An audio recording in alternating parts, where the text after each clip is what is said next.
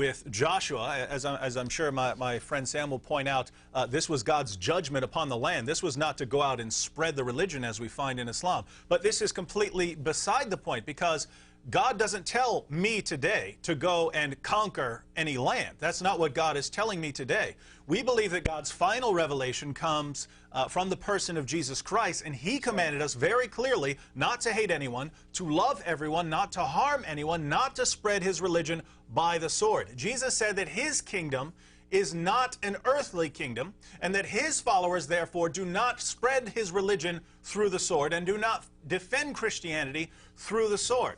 So what we find in Christianity is that Christians are commanded to love everyone, to show kindness towards everyone. We are told in the New Testament that if our enemies are thirsty, we give them a drink. If our enemies are hungry, we feed them. We are to love everyone. So the final revelation of Christianity, the marching orders that Christians are commanded to follow, is this contrary to the morality of today? No, if Christians would actually follow, many do, but not all. If Christians around the world would, as one body, follow the commands of Jesus Christ to love everyone, the world would not be complaining. The world would love it. The world would say, wow, this is really amazing stuff here. What an amazing religion. Gandhi himself was not a Christian.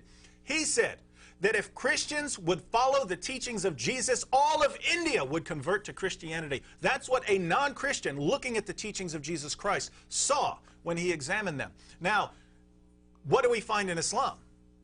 Were Muslims just commanded for a little bit of time, a long time ago, to be violent towards non-believers? No. When we examine the Quran, we find the final teachings of Muhammad, the teachings that Muslims across the world are supposed to follow today. It's very simple. You are supposed to fight unbelievers until they either pay the jizya, or they're dead, or they convert to Islam. Those are the only three options. The only alternative to all of this is in a land where Muslims are in the minority.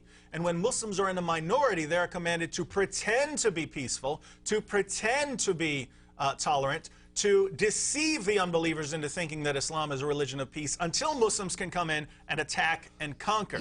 That's what we find. So if you examine Christianity, you find that Christianity is a phenomenal, moral, very, you can't imagine teachings more peaceful than the teachings Jesus laid down. And when we turn to Islam, we can't imagine a religion being more violent. It commands, Islam commands Muslims to fight literally everyone on the planet who is not a Muslim. How can a religion be more violent than that? So in Christianity, it's as peaceful as we can conceive, and in Islam, it's as violent as we can conceive. So don't act like we're in the same boat here, because we're just not. Are you still with us, or he's gone? No, I'm with you. Okay. The gentleman, I don't know what's his name, as a matter of fact. David. His name is David, yeah. I have some questions for you. David, now look. Yeah. Look. Christianity had a chance. In the Middle Ages, they were dominating the society. It's not Christianity. What they did, they killed, Inquisition. Yeah. How Christianity, how the South American became Christian. The Spanish, what's his name? Killed, raped, William Sabri. and stole their gold. Sabri. Ship it to... No, let me finish now. Sir, because you ignored everything David said. Sabri, you ignored everything David said and ran off from the topic. He just made clear that Jesus Christ teaches us to live peaceably with other people. You went to history and mentioned the atrocities that Christians committed, and the question that David would ask you is, show me the justification of what they did from the teachings of Jesus Christ, much like David and myself are showing you from the teachings of Muhammad that what Muslims are doing are clearly Islamic. So stop giving us examples of people. Point to the source of our religion, Jesus Christ. Show us from the teachings of Jesus Christ that what these people did in the name of Christ was faithful to His teachings. You didn't address that. You ran from it. But I do have a question for you, Sabri. Are you ready? Yeah. Okay, here. When you're criticizing the moral teaching of the Bible, either you're using an external critique or an internal critique. And now let me explain that, because I want to know where you're getting your moral standard to condemn the Bible. An external critique means that you're using an outside source, an outside moral standard, to determine that the actions of the Bible are wicked or right. What is your moral standard outside of the Bible that you use to determine right or wrong, and why should we accept your moral standard? Look, come Are you going to answer the question, Sabri, or we're going to laugh? Because we can all laugh together. Ha, ha, ha. Are you going to answer the question? No, look. Sabri, are you going to answer? Who gave you the power? Who gave you the power? Somebody can't answer that question, right, huh? and I'm wrong, or He is directing you to the Bible itself. Thank you. What you have to do, Yeah. what you have to do is tell me if these are wrong.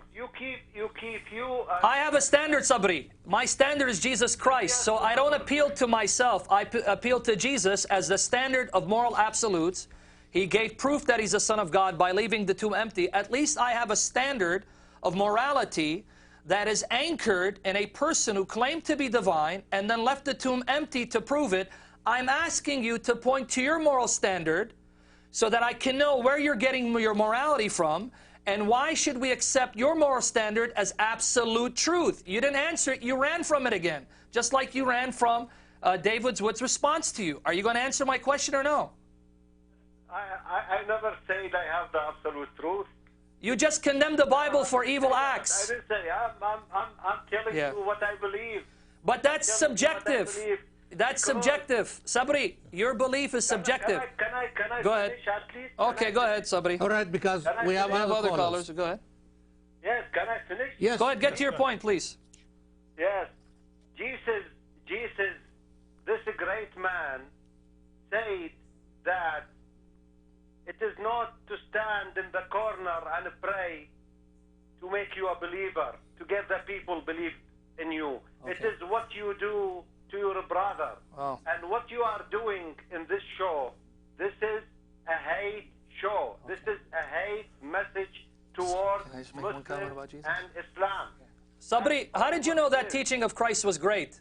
You said Jesus is a great man, and you applauded that teaching. Again, you're assuming a standard. You're saying, see, when Jesus said this, according to this standard, that was a great teaching. What is your standard again that led you to conclude that that teaching of Christ was great, whereas these other teachings are not? What is your standard, and why should we accept it? You still didn't answer my question.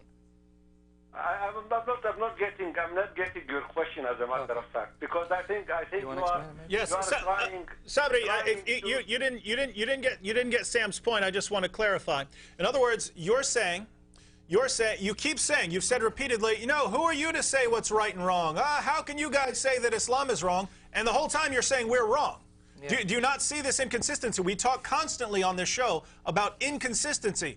People saying one thing and then doing exactly what they're condemning everyone else for doing. So we've pointed out that Muslims are inconsistent when they say, how dare you ban minarets when they ban churches in their own lands. That's an inconsistency. They're saying one thing and doing something else. Now you're on here saying, you guys are wrong. What you're doing is horrible. What you're doing is awful. What you're doing is wrong. But, you know, who am I to say what's right and wrong? Or you're asking us, who are you to say what's right and wrong?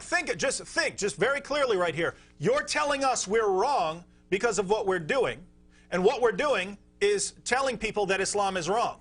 So we're wrong if we say someone is wrong, and yet you're telling us we're wrong. So do you see what we mean by inconsistency? If it's wrong to tell someone they're wrong, then you shouldn't be telling us we're wrong, because that's what you're condemning us for. Precisely. So do you see the inconsistency here? All right. See, just to clarify, we don't believe that it's wrong to tell someone